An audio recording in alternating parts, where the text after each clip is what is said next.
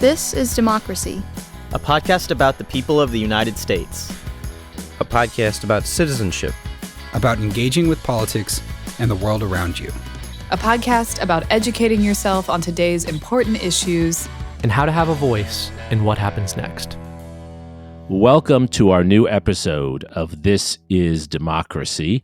Every one of our episodes each week is special, but this one I really feel is super special, if I can say that, because we have on not only someone whom Zachary and I deeply respect, but someone who really has now written a book that tells a story that I think is so moving and so relevant and so uplifting for our time. And I can't think of a moment in our recent history when we've needed an uplifting story more than today. We are going to talk today with Dr. Ruth Simmons, who has just published a fantastic book that I recommend to all of our listeners, Up Home, One Girl's Journey. And it is quite the journey that Dr. Simmons has had. She has been a pioneer in so many ways. She is the former president of Smith College. Then she was president of Brown University. And then after retiring from those two jobs, she came back to her native Texas and was the president at Prairie A&M University, which is a historically black college and university, Texas's oldest historically black college and university. And as I was telling Dr. Simmons before we started the recording, I have a few students in Austin now who were students of hers. And they speak with her with a reverence that is rarely heard for university administrators and leaders. It's really quite extraordinary. As we'll discuss, and as Dr. Simmons describes in beautiful detail in her book, she did not start out in an elite position. She did not start out with privilege. She grew up in Grapeland, Texas, the child of sharecroppers. And Dr. Simmons was the 12th child of her parents and grew up in poverty that most of us have never experienced. And it's really quite an extraordinary story. Dr. Simmons, thank you for joining us today. It's my pleasure. Thank you for having me. We will start, of course, with our scene-setting poem from Mr. Zachary Suri. Zachary, what's the title of your poem today? Well, it's one that's very appropriate for fall. If the Leaves Could Speak. You're just rubbing in the fact that you actually get a beautiful fall in New Haven. I am, yes. In Austin. Well, I'm going to be feeling the brunt of winter very soon. So I think I have a right to rub it in for a few days. Fair enough. Well, let's hear your poem, Zachary. I wonder sometimes if the leaves could speak, what they would say of the glory they seek in learning to fly as they fall. If we should ask of them all, what right do you have to hope? If each one would be able to state and not for a minute hesitate, there is no reason or rhyme. I hope only because I remember a time when hope was illegal and wonder a crime. I hope sometimes for the world to freeze, so I can ask of each hailstorm and autumn breeze, what keeps you alive in the frost? And the swift answer tossed, I keep going because I am going to keep the soil I plowed under my own 2 feet. The fruits of fields I've sown I shall reap. Wonderful is the coldness of this, the steely-eyed whisper that's almost a kiss, that sees a truth that is most certainly true, but won't let them rest without paying her due. We are not eternal, but our hope can last and heal our wounds, a wonderful cast. Hold still so the dreams will be real. Hold still so the children can hear. Hold still so the gashes can heal. Wow, Zachary, you're channeling your inner Walt Whitman today, huh? Perhaps. What's your poem about?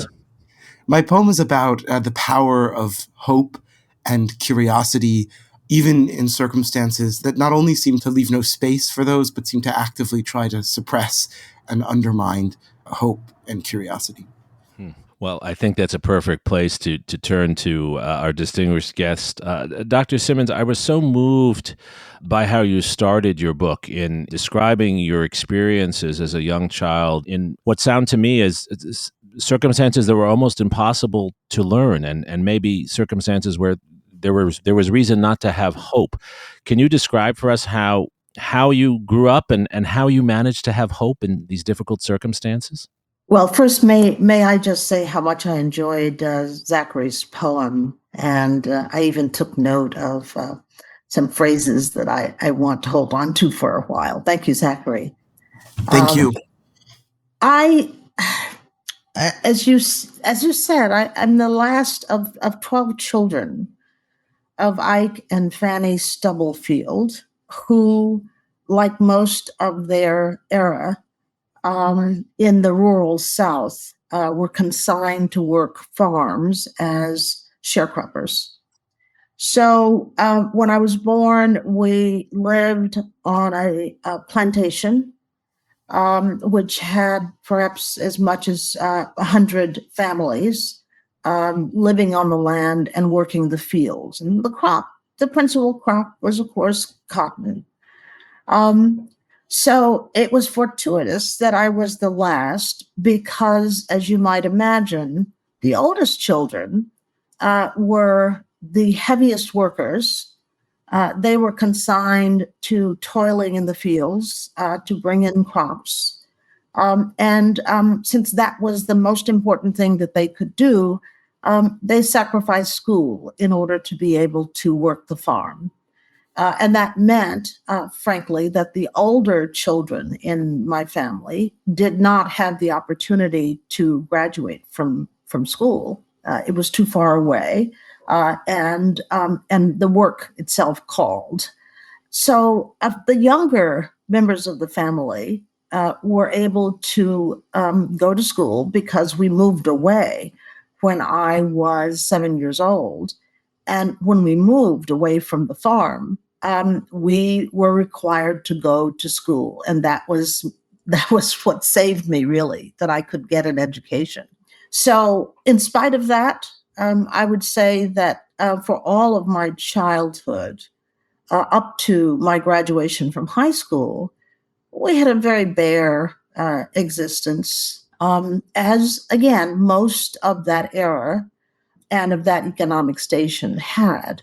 We lived, when we moved to Houston, in Fifth Ward, and it was really a very poor community at the time, with laborers principally and maids occupying the meager opportunities for employment in Houston at the time. So my father became a janitor when he moved to Houston, and my mother was a maid. Growing up, I understood in the racial environment of that moment that I was not to have the hope for a different kind of life, because as Zachary said, hope was illegal in that era, certainly for Blacks. So the aspiration to do something significant with my life simply didn't exist. I was going to follow in the footsteps of all the women I knew who were maids. It was only the fact that I was able to go to school and to be inspired by teachers and to love learning that I began to see a way different from what I was supposed to do. And that was through the good graces of teachers who inspired me, who encouraged me, and who did the most miraculous thing. And that is, they were able to dream of a different future from the one we lived in at the moment. And I often say that had it been up to us, we would never have anticipated that life would change so dramatically, and therefore we wouldn't have worked toward that end. But because they were not mired in that reality, they could dream of a future for us different from what we knew. And it was their dreams that made possible our aspirations. That's extraordinary. And one of the many things that moved me in your book that you've just referred to are the heroic women. You express in your book a lot of affection for your father, but he's clearly a problematic figure, and I'll leave it to the readers to Yes. read that. But your mother's work ethic, and then if I'm remembering correctly, Dr. Simmons, the teachers you single out are mostly all women. And to what is that significant to the story? How should we think about women in this journey that you're describing? I think the only reason that women are highlighted in the story, I clearly had the benefit of male teachers and role models, but in that moment of crushing need, Men were not, and I was a girl, men were not able to put their arms around us and take care of us as parental figures. That would not have been proper, so to speak. And so it was the women who had no barriers. They could, as you may have read, they could ask me to come to their house, for example, for dinner. They could put me in their car and take me places that enlarged my perspective about the city that I lived in. There were no barriers because they were women and really expected in a sense in this village. They were expected to do more, to be motherly and so on. And so, but they were quite extraordinary. And most extraordinary of all that I've wrestled with over the years is the fact that they could be so hopeful. Because after all, these were, in many ways, the worst of times. This is before the civil rights gains. This was before Jim Crow was definitively eliminated. This is before really any robust integration. So here we are isolated in our community, told that we could not achieve, told that we were worthless and should not expect much of life, and so on. And yet here are these individuals who are guiding us to a place that's very different and instilling in us aspirations that go far beyond what we understand to be our limitations. Where did this hope come from, Dr. Simmons? I mean, why was there not a diving into cynicism, which I sense a little bit in your father in some of the ways you describe him at times? How did you find hope and keep this hope realistic and make it realistic in what are such difficult circumstances? Well, as I say, I think they carried that hope for me for a long period of time before I dared believe it myself. And so, what is a child to do? If you go into a classroom and you meet a teacher who says to you that you are worthy and that you are welcome and that you are important, what is a child to do but to respond to that and to want to be better as a consequence of the positive attitude that the teachers have? So in some ways, I think I was more trying to please these wonderful people who seemed so positive in a dark time, that I was more focused on what I could do to make sure they knew how much I valued their enthusiasm and their help. And of course, as you know, my mother died when I was 15, and my world absolutely fell apart.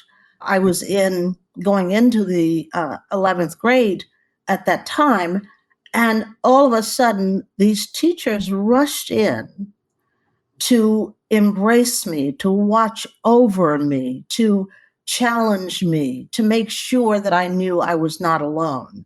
It was a magnificent time for the teaching profession because at that moment, Blacks had very few professional opportunities.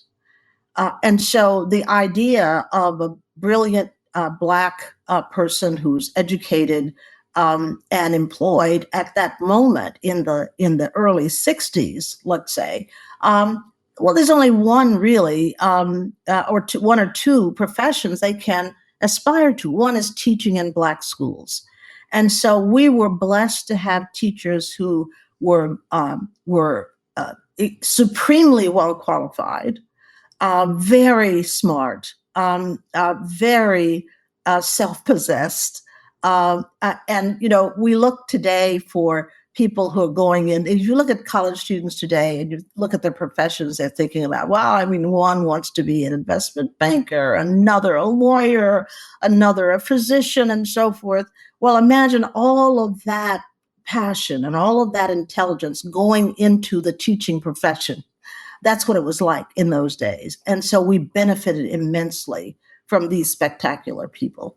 And I have to say, your book really describes the character of these teachers, and some of them seem to me to be larger than life characters, and it's wonderful. It's one of my favorite parts of the book. And I also do want to emphasize this was a public school, and you're talking about public school teachers here, Yes, of obviously. course.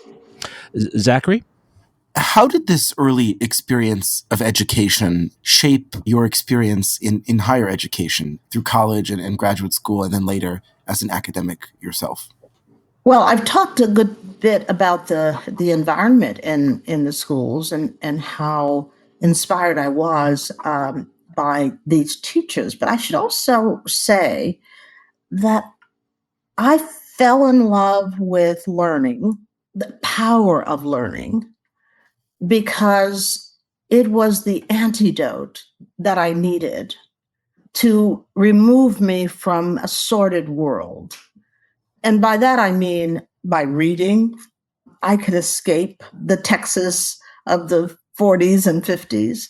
I could read about foreign environments and imagine worlds that were very different from the world that I lived in.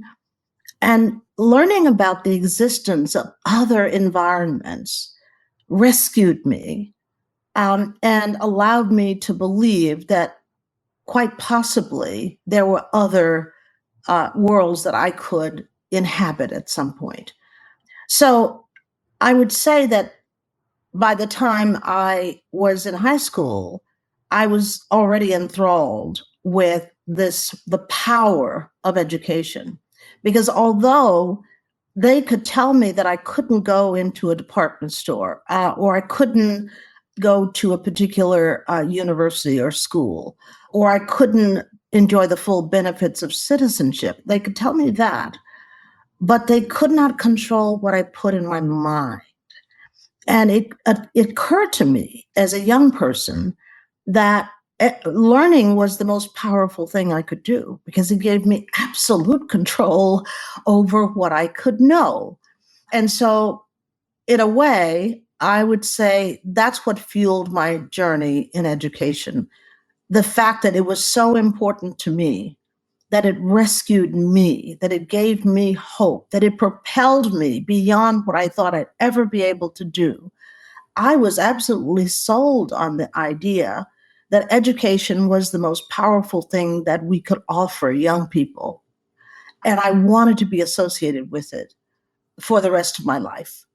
And so it seemed natural for me to continue to study, to advance through graduate school, and to become a professor, because that was a way for me to certainly begin to express to students how vital it was that they care for their minds in the way that they care for their possessions, that they feed their minds in the way that they feed their bodies and so forth. So I wanted to inspire that same feeling in other young people because it had done so much for me. I could listen to you for forever, Dr. Simmons. That's manna from heaven, what you're describing. It's, I think, the mission of us as educators and the power of education opening up opportunities for people of all different kinds of backgrounds.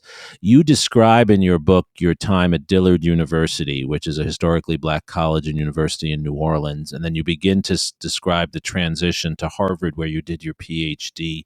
How did you make that transition, especially from Dillard to Harvard, going from what had been through most of your life largely African American environments to a world where there were not many other African Americans in roles such as yours? How did you make that transition? Fortunately, I had some intervening experiences that broadened my world a bit. The first was this conviction that I had that there was another world I needed to know about. And so I got on a Greyhound bus and took off one summer when I was at Dillard to go to Mexico to live with a Mexican family and to study Spanish. Now, I didn't tell my family where I was going because they would have been livid and would not have permitted it, of course. But so that was my first experience really being in classes with whites. And then I came back at the end of that summer, and I was able to go to Wellesley College for my junior year. And at Wellesley, of course, there was a handful of Black students, maybe, not much more than that. And so I had the experience of working and learning and being tested in a very competitive academic environment at Wellesley. But I came back to Dillard for my senior year and then graduated from Dillard. So the experience in Mexico, the experience at Wellesley, and then I also had a summer in France at the end of my junior year with the experiment in international living, where again, I lived with a French family and got to know a different culture. By then, I'm totally convinced that I need to know something about the world and that I need to know how to understand people different from me. The one thing I knew I could not ever tolerate was to have the same narrowness of mind that had subjected everybody I loved to the worst possible consequences. And so I didn't want to be a racist. I wanted to be open to differences of all kinds. And so I was practicing this at a very young age and on a quest to test myself to make sure that I could be adaptable in different circumstances and that I would be willing to reach out to people who were very different from me. So by the time and then I had a Fulbright after Dillard, and I studied for a year in France. So by the time I got to Harvard, I had, I would say, a variety of experiences that helped me adjust to the circumstances of being a graduate student at Harvard. But how did you deal with the racism you most certainly confronted in all kinds of ways then and thereafter? I mean, what's extraordinary to me about your career, and we're going a little bit after the book chronologically now, but what's extraordinary to me about your career is how many times you must have been the only African American in the room. Yes. Well, here, my mother's death had such a profound influence on me, and it did something that was very important. It forced me to think about who I was and what I had learned growing up. And as I dealt with her death, I was comforted by the fact that she had taught me many things. She taught me never to think myself superior to other human beings. She taught me to be kind and generous because she was the epitome of both. She taught me never to separate myself from my family and from my people. And so really, I think what happened is I became secure in who I was, and I wasn't trying to impress anybody.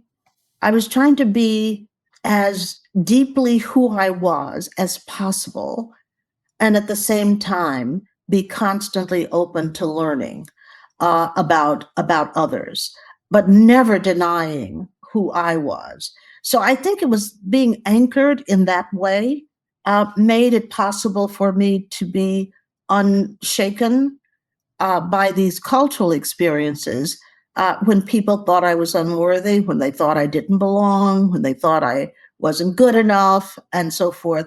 That really never touched me in a profound way. But again, because my mother had done her work, she left me early, but she'd done her work. And she had taught me how to be strong in who I was and how to respect myself and not bend to the interests and the criticisms of others.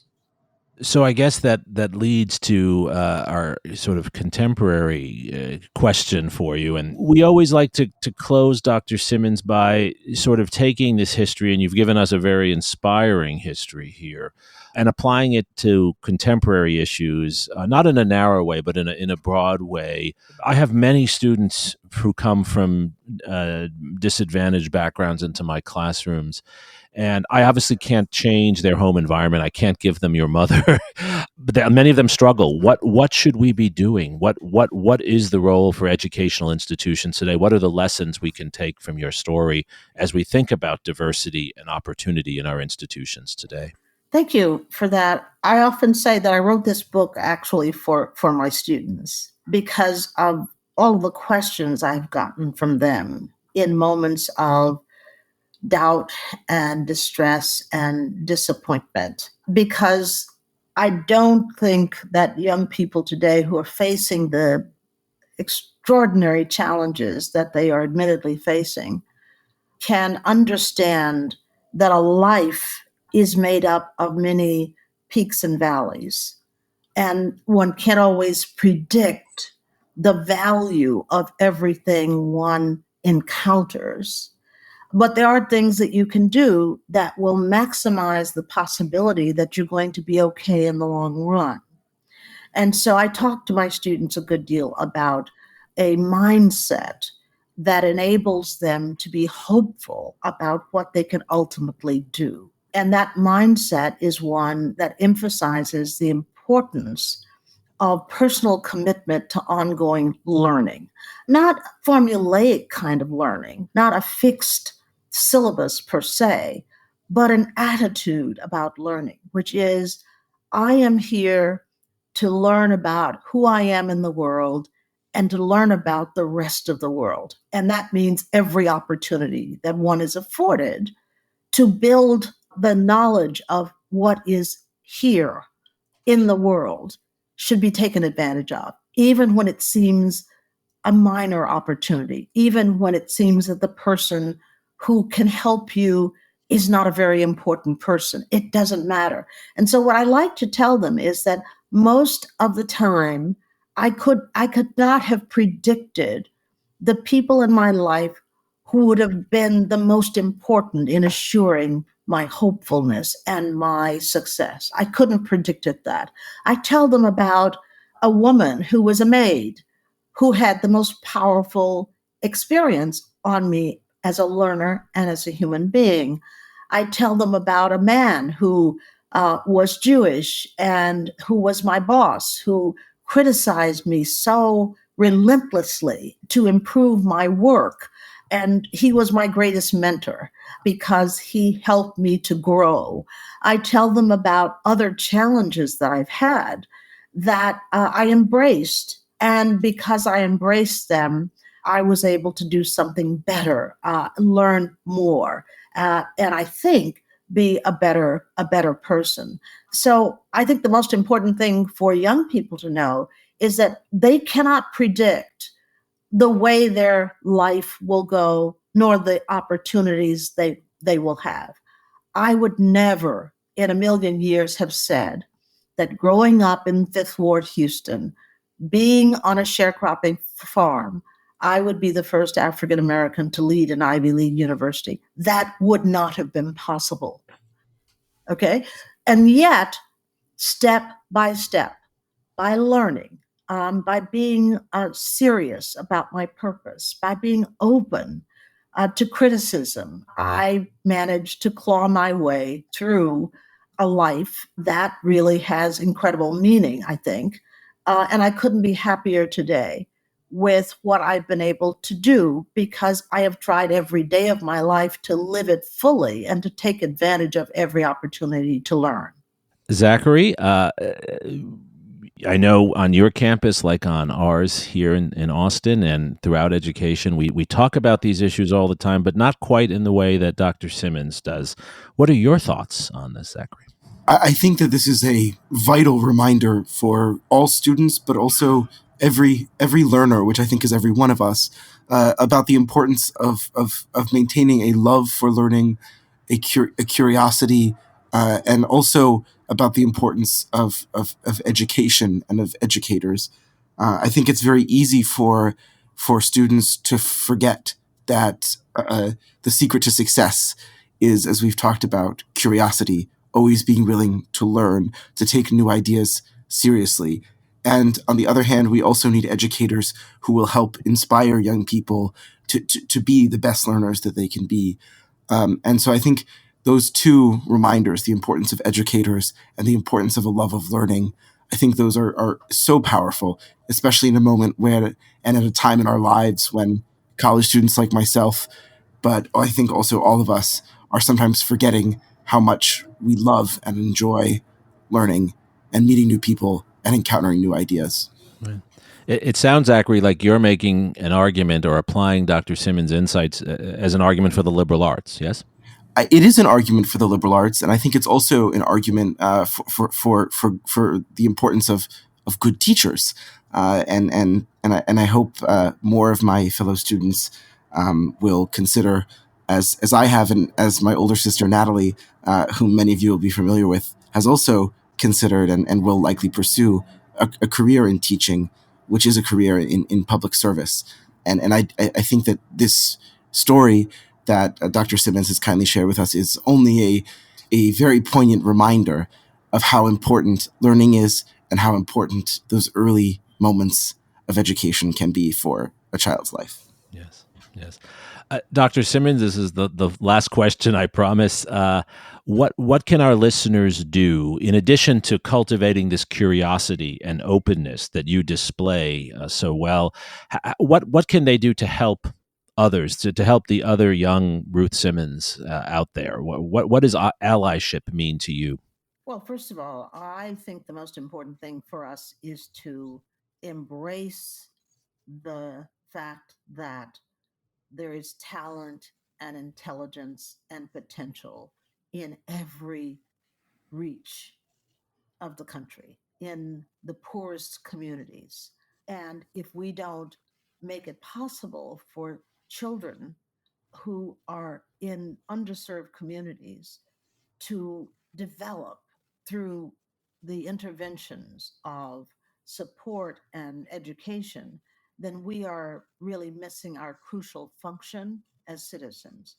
So I think I often encourage people to do whatever they can do to help children at any age come into the world of learning. I'm absolutely confident that if we can get students to that point, they'll be fine. Okay. But we've got to get them to that point because we're losing too many children who drop out, who cannot sustain any kind of upward trajectory at all because the problems are too immense and there is no hope in their lives. And so, whatever we can do, join groups that are helping children like those. There's so many of them. There's so many worthwhile efforts underway, and everybody who has a care for these children should sign up to do whatever they can, whether it's working directly in a school, volunteering for a school, or any other organization that is helping. I think you've given us very pragmatic marching orders of getting involved, rolling up our sleeves, and you've given us an inspiring, idealistic, but very realistic framework. Dr. Simmons, I want to thank you for sharing your story with us and taking some time to talk to us. I want to encourage all of our listeners, who I'm sure are equally inspired by what you've heard, to read the book, because there's so much more in this book. As I'm sure all of you can tell listening, Dr. Simmons is also a very talented writer, as well as a talented thinker and leader. The title of the book is Up Home, One Girl's Journey, and it's available everywhere for purchase, I'm sure. Dr. Simmons, thank you again for joining us today. Thank you. It's been a pleasure. Zachary, thank you for your really beautiful poem, your insights. I think you brought together some of the points we were discussing very well and applied them to your own experience as a student. So thank you, Zachary. And thank you most of all to our loyal listeners for joining us for this episode of This Is Democracy.